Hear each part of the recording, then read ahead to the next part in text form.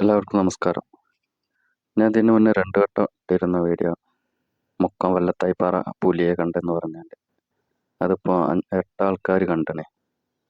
ഇപ്പോൾ വനം വകുപ്പും പോലീസുകാരൊക്കെ അവിടെ എത്തീന്.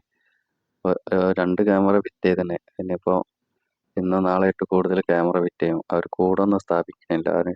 അവർക്ക് അവർ കാണണം, എന്നാലേ അവർ തെളിവായിട്ട് എടുക്കുള്ളൂ. എന്നാലേ കൂടുകളൊക്കെ വയ്ക്കാനുള്ള മുകളിൽ നിന്ന് ഓർഡർ കിട്ടുള്ളൂ. എന്തായാലും ഈ നാട്ടിൽ എല്ലാവരും ഇപ്പം ഭീതിയോടെയാണ് കഴിയുന്നത്.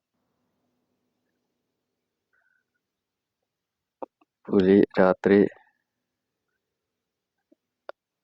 12 മണി, 1 മണി, 2 മണി ആ സമയത്തൊക്കെയാണ് കാണുന്നത്.